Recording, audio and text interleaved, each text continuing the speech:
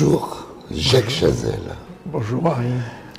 Jacques, alors il est vrai qu'on se connaît maintenant depuis un petit moment, qu'on a découvert ton travail et puis on va dire le fil rouge de ton travail, parce que je crois que c'est la meilleure manière de pouvoir positionner un petit peu ton travail, parce que c'est un travail qui sort un petit peu du temps dans la mesure où tu as ton propre fil rouge et la manière dont tu aimes suivre les choses pour aller sur un aboutissement. La deuxième des choses, c'est que ta formation à toi, elle était médicale. Je crois que c'est important quand même d'en parler. Tout à fait. C'est une formation médicale, et puis à un moment donné dans ta vie, tu as eu ce besoin de transmettre par la peinture. Tout à fait.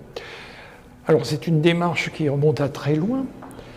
Il y a eu un premier moment de rencontre avec moi-même, avec mon corps.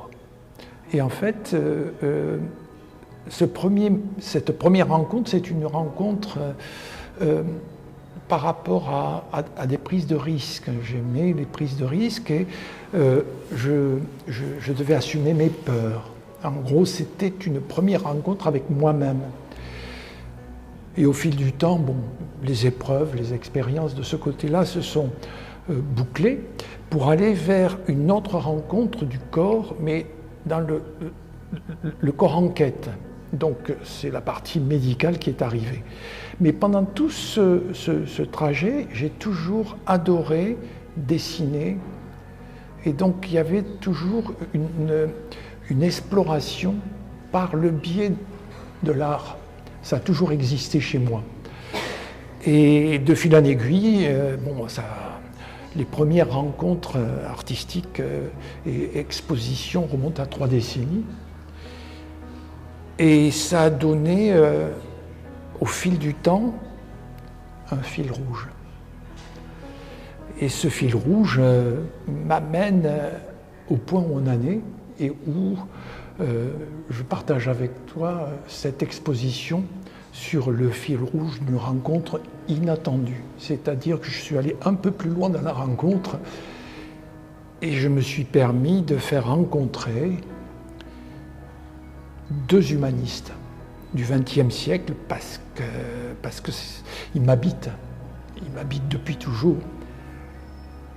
Et ça a donné naissance à une sorte de temps d'escapade entre un adulte, Charlot, et un enfant. Ils se prennent par la main pour redécouvrir le monde d'aujourd'hui, ce qui est exposé ici. Mais dans ta première démarche, avant même d'en arriver à la partie de Saint-Exupéry, tu as une première démarche d'abord qui est quand même Icare. Oui.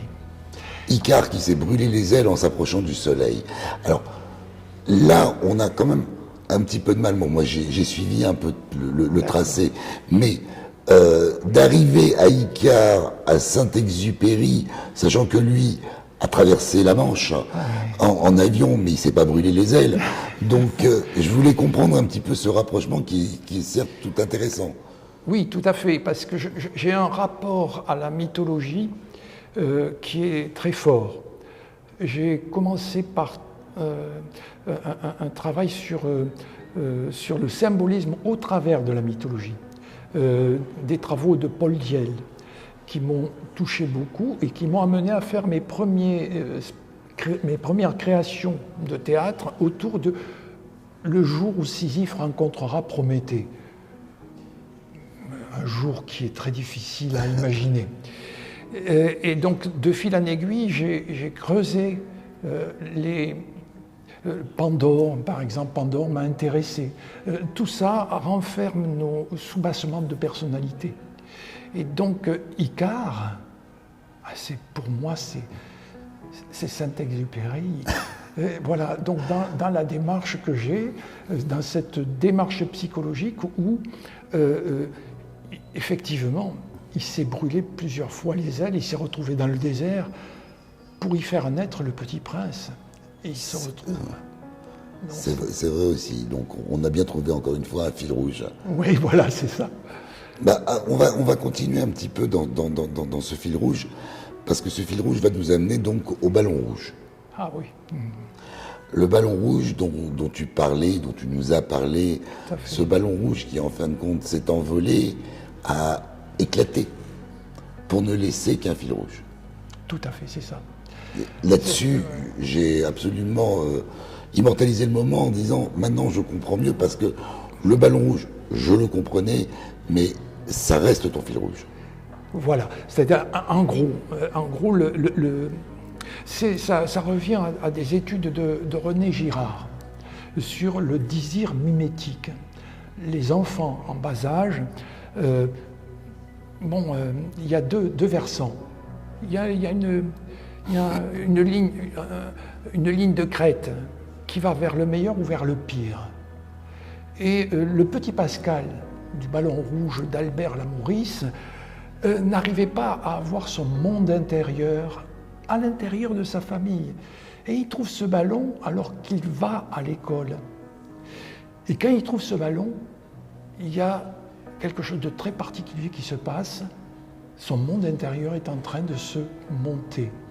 Et tous les autres enfants sont jaloux de ce monde intérieur que Pascal est en train de se créer.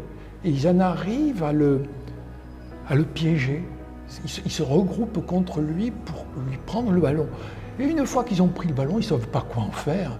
Ils le font éclater.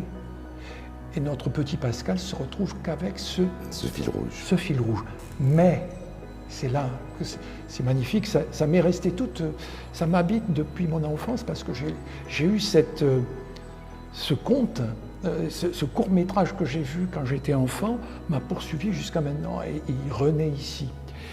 Et en fait, ce fil rouge, tous les ballons de Paris se libèrent pour sauver cet enfant qui est en péril parce qu'il sait plus, il comprend plus, il pleure, il est malheureux, il n'a que ce fil qui devient rouge.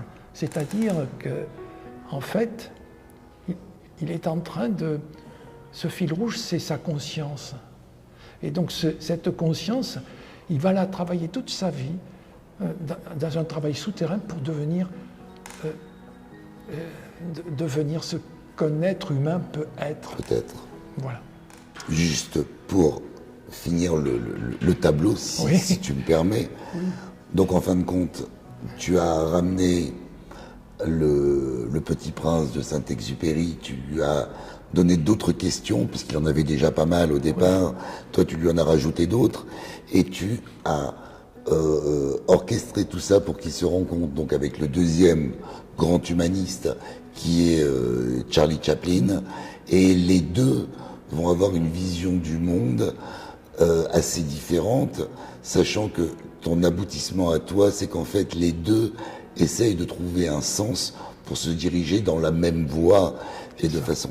C'est bien ça. C'est ça. En gros, c'est donner naissance à un nouvel humaniste pour le XXIe siècle. Ils sont là pour se poser les questions, et les questions sont souvent posées par le Petit Prince à Charlot, qui à des moments ne sait pas comment lui répondre, il est maladroit. C'est tout le côté intéressant du jeu de Charlot, qui essaye de lui répondre du mieux qu'il peut. Mais tout ça pour donner naissance à un nouvel humaniste pour le XXIe siècle, une sorte, j'ai appelé ça une sorte d'arlequin qui se trouve confronté à trois types d'instrumentalisation. Celle du temps, l'instrumentalisation, il faut faire toujours plus vite maintenant. Celle de l'espace, l'image qui pour moi est porteuse de messages, et elle continuera toujours à porter des messages. Et puis l'instrumentalisation du corps. Et là, c'est le médecin qui parle, il sait qu'on peut aller dans le sens aussi, il y a une ligne de crête entre le meilleur et le pire. Et le pire. Voilà. Donc.